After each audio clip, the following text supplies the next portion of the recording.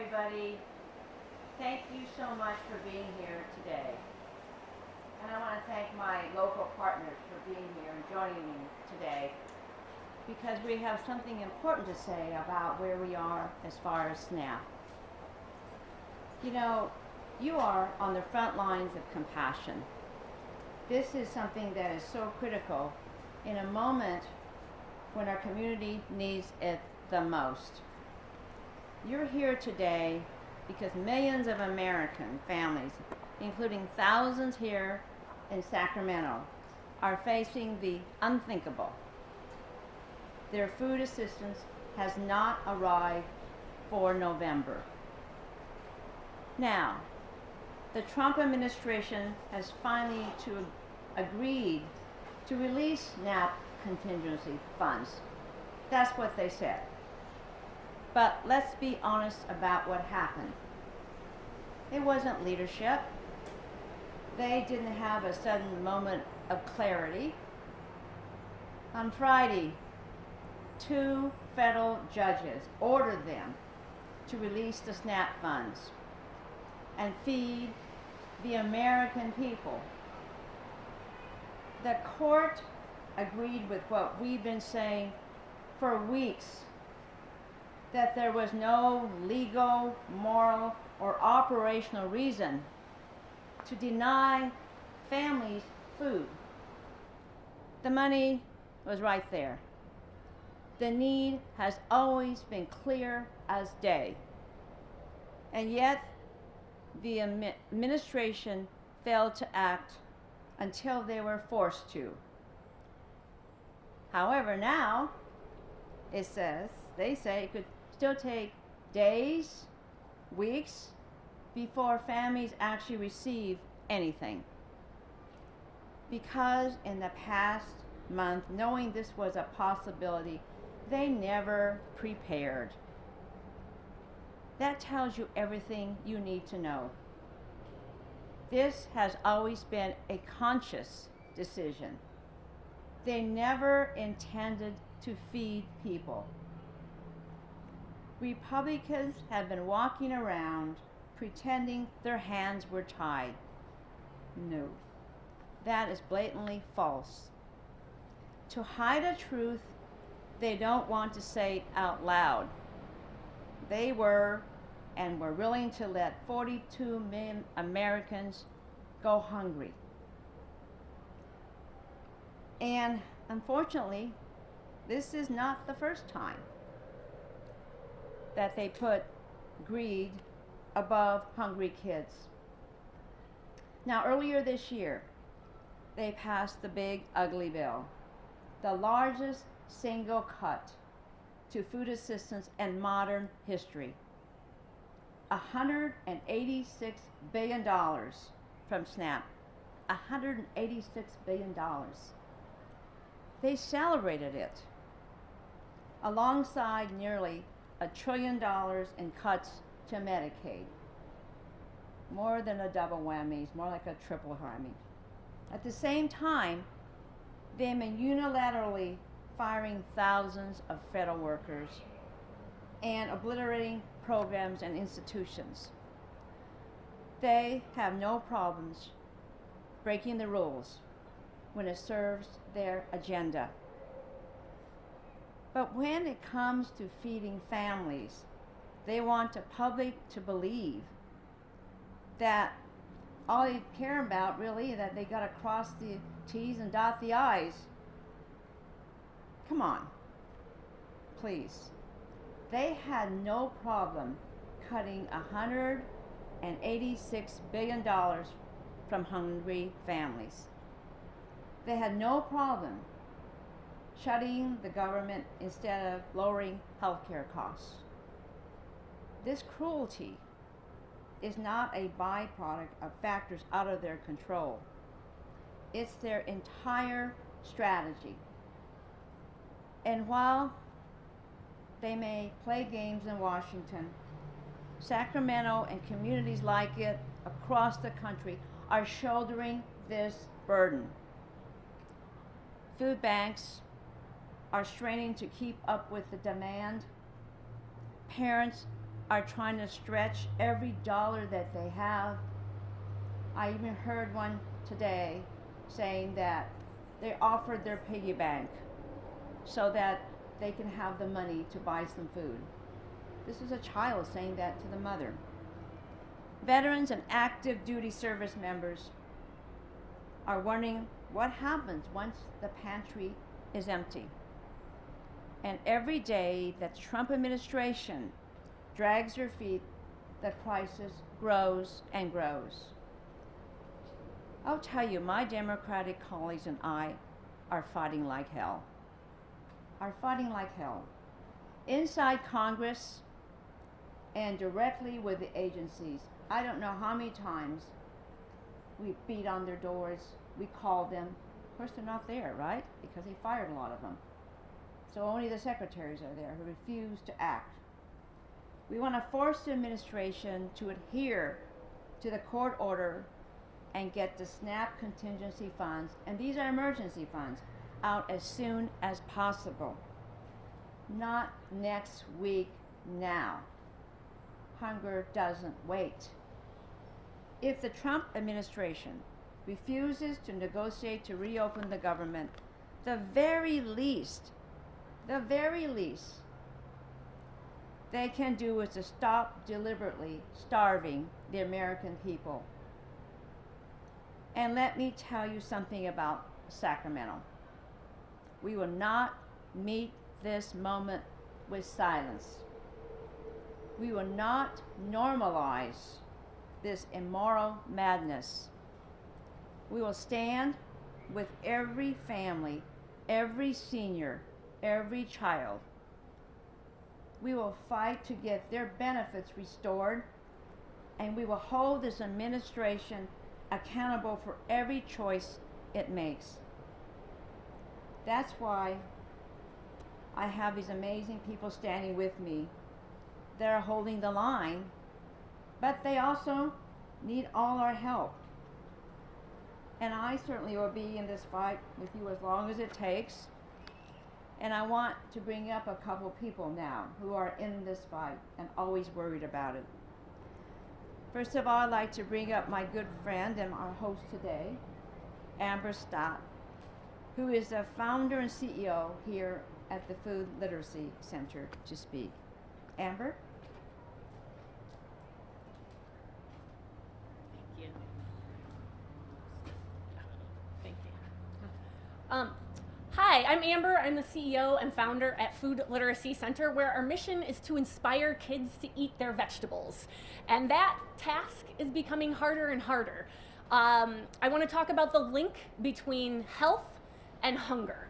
So the kids that we work with, 90% of them already do not have enough to eat at home. So what is happening right now is, to put it bluntly, a pile on. So our children do have access to free school meals while they're at school, which is great. But we have kids who, for example, have never seen things like broccoli and pears before. And they don't have the same access that other families do. And this results in a 40% childhood obesity rate in Sacramento alone. And the reason for this is that when you don't have enough to eat and you don't have enough money to make a lot of food purchases, cheap food still continues to persist in this country as the cheapest food in this country that persists is the food that is the least healthy for us. And so what we see with our students is that they have access to cheaper calories, and those calories don't have a lot of nutrition. And so we see these high rates of childhood obesity affecting kids who don't have enough to eat at home. This is really critical, especially as inflation continues to increase the cost of groceries.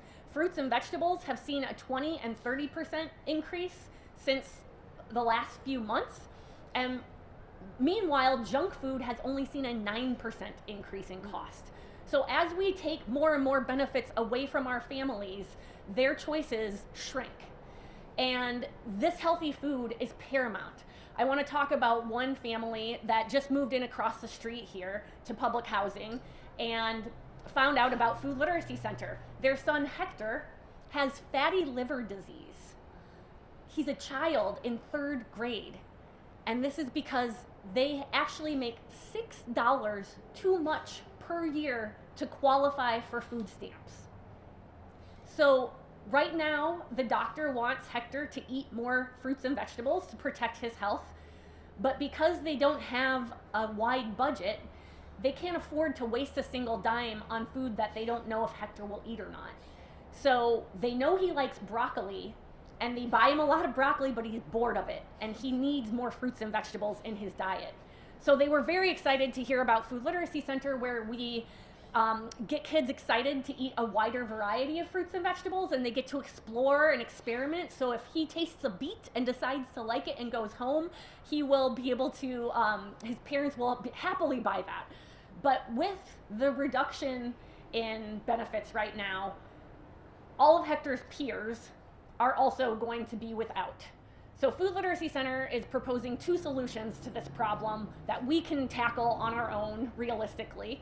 One is that we are going to double the number of schools we are in the next 2 years with our nutrition education and hands-on cooking classes, which is a stretch for us, but with private funding, we know that we can make this happen. And the other thing that we are doing with the lack of funds going into SNAP right now is we are going to be bringing produce like this that we get from our partner, the Sacramento Food Bank, as well as purchases because of amazing donors in the community. Every single one of our cooking classes that we run Monday through Thursday in multiple Title I elementary schools throughout the region, we will be bringing produce with us to let the kids take home. So we are trying to double down on not just getting kids to eat their vegetables, but also sending them home with extra fruits and vegetables right now. So these, this is not the normal way we do business. We hope that families can go home to homes where they have fruits and vegetables. This is not the case right now. We're so proud of the work that Congresswoman Matsui is doing on behalf of our students. And there's, we just hope that we can continue to bang on the door and get this message out there, and hope that kids like Hector and all the students that are here in our classes and going home to these houses without fruits and vegetables and without enough to eat, that we can bring some realistic solutions to them very soon. Thank you. Thank you so much, Amber, for the work you do for our children that really changes their lives and also the lives of their families too, because they go home and they teach their other family members too. Now, I would like to welcome up Sam Greenlee, who's a CEO of Alchemist CDC, to speak. Sam? Thank you, Congresswoman. Yes, I'm Sam Greenlee, the CEO of Alchemist Community Development Corporation. We connect communities to land, food, and opportunity, or as we like to say, we help make Sacramento not just the farm to fork capital, but the farm to every fork capital. Among our programs, we operate certified farmers markets in Sacramento County, and we facilitate the use of SNAP benefits, CalFresh, EBT, whatever you call it, at these local farmers markets, and let people earn market match incentives where they can double their spending power from their EBT to buy fresh fruits and vegetables from small local farms. Our work really roots us in the history of the SNAP program. I'll just take a moment to look back on how this program originated. If we dial all the way back to the Great Recession, there were people hungry across the country, people who couldn't afford food, while farmers and ranchers had excess food because nobody could afford to buy it. At that time, the federal government paid farmers and ranchers to destroy food in order to maintain crop prices. So there were people hungry while food was being destroyed. Eventually, the government saw the light in there and said, why don't we actually help our most food insecure, our lowest income families to be able to afford to buy this food from farmers and ranchers? There's a reason the program exists under USDA and not a different human services department. It's because the program is anti-hunger and it is also economic stimulus. It supports the nation's entire food system, from farmers and ranchers up to grocers and retailers throughout. The program was created by President Lyndon B. Johnson, a Democrat, and its biggest expansion came under President Richard Nixon, a Republican. There's a long history of bipartisan support for this program because of its impact, because of all that it does. Last year, at 9 different certified farmers markets where we facilitate CalFresh usage, we saw $1.4 million in spending thanks to CalFresh SNAP with these local farms. In 2025, we're on track to over $1.7 million being spent at these farmers markets. Or at least that was the case before we got to November and see the interruption to program delivery and now possibility of partial SNAP payments. This isn't just money in the pockets of our neighbors, although it is that. It's a tremendous impact on hunger in our communities. This funding goes directly through these farmers markets into the pockets of small local farmers. And these aren't just Sacramento County farmers, these are farmers from surrounding counties, San Joaquin, Yolo, Placer, El Dorado, Sutter, Yuba. They are traveling in and selling people here. We're bridging the gap between the residents of Sacramento County who are food insecure and the small family farms who are always on the edge, who are just barely making it year by year. And this program helps keep them profitable, helps them to maintain their land so they don't have to sell it to developers.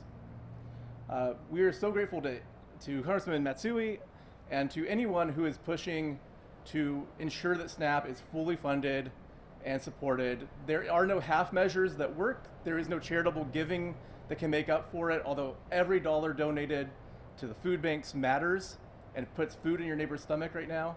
The fact is $28.5 million come to Sacramento County every month through EBT, and you just can't make that up through canned food drives. So we encourage everyone to continue to donate what they can to their food banks, to shift their shopping and support local farmers as they can, but also to raise their voice and say we need bipartisan support for SNAP, for EBT, for CalFresh to be fully funded this month and every month. Thank you, Congressman. Thank you so much, Sam. Your work is to build a healthier and more equitable community is absolutely critical. I mean, you saw the two aspects of it here. I mean, you think with Amber and what she's doing at the Literacy Center, just really working with young people and their families to look at fresh foods and understanding how important it is.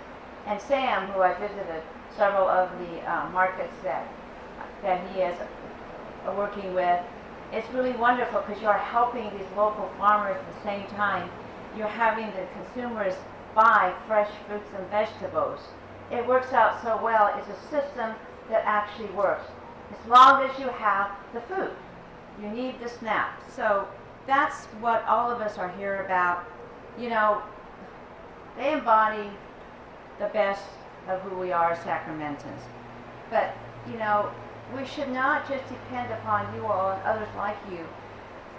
We shouldn't just do that. You shouldn't do it alone. It's all of us. And parents shouldn't have this burden. Kids shouldn't have to wonder if they're going to actually have something for dinner. And right now, the Trump administration is choosing to let this happen. They have the SNAP contingency funds. They have the legal authority to keep benefits flowing through all of November. You know, and not just pieces of it, they can fund the whole thing through November. They have been ordered by the federal judges to feed the American people. But because they delayed, now American families are paying the price for their indifference. But I want to make it clear, crystal clear one more time.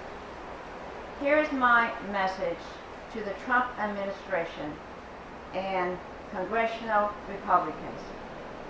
Follow the court order. Feed our families. Stop using hunger as a bargaining chip. And here is my promise to the people of Sacramento. We and all of us together will never stop fighting. Not today, not tomorrow, not ever. Because we all know this. In Sacramento, we take care of each other. We stand up and we do that. You see all the people donating. You see all the people coming and helping to serve. This is what it's all about. We feed our neighbors. We don't turn our backs on those in need. And that is so critical here because the Trump administration could just do this. The money is there. These are contingency funds that are there for this purpose. And they can transfer other funds too. They have that authority to do that. The thought that families, children, seniors, disabled folks, veterans, military families, people who never thought that they'd ever have to ask for help. You look at what's happening today. People are somewhat embarrassed to say they have to go. They should not be embarrassed. This is a time when you need to feed your families. You're going to do everything you possibly can.